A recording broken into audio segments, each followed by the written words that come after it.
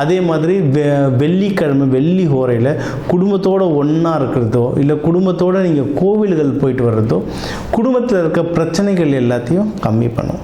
நீங்கள் இந்த டைமில் வந்து குடும்பத்தோட குலதெய்வம் கோவில் போயிட்டு வர்றதோ இல்லை இஷ்ட தெய்வங்கள் கோவில் போயிட்டு வர்றதோ இல்லை உங்கள் ஊர் காவல் தெய்வம் கோவில் போயிட்டு வர்றது ரொம்ப நல்லது. மோஸ்ட்லி உங்களுக்கு அந்த நீர்நிலை பக்கத்தில் இந்த கோவில்கள் அமைய நிறைய வாய்ப்புகள் இருக்குது.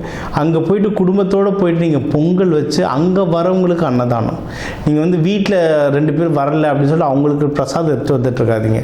அங்கே வர வைங்க. அங்கே வரவங்க எல்லாருக்கும் அன்னதானத்தை தொடச்சி கொடுத்துட்டு வெறும் சாமானோட அன்னதானம் எதுவும் எடுத்து வராமல் எல்லாருக்கும் அங்கேயே சாமி அங்கேயே வந்துடும். அங்கேயே கொடுத்துட்டு வெறும் சாமான வீட்டுக்கு வர இன்னும் நல்லது. இந்த தெய்வ வழிபாடை வச்சுக்கோங்க.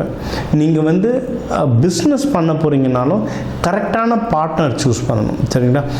இப்போ வந்து ஒரு ஜாதகம் எடுத்தால் அதில் வந்து நம்மளுடைய துணைவியார் இல்லை துணைவன் இல்லை அப்பா அம்மா இவங்க பேருக்கான அதாவது இப்போ ஒரு பேருக்கு இப்போ ராஜராகவன் அப்படின்னு ஒரு பேர் தான் ஜாதகத்தில் ராஜராகவன் எழுதியிருக்காது. ஆனால் இப்போ ராஜானா வியாழனுடைய கிரகம்.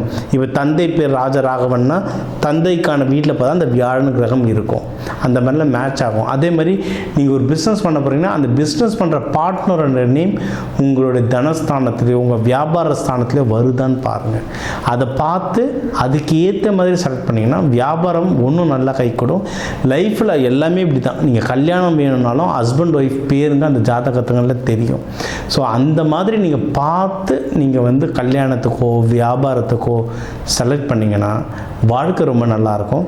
இந்த தை மாதம் உங்கள் எல்லாருக்குமே நல்ல மாதமாக அமைய வாழ்க வளமுடன்.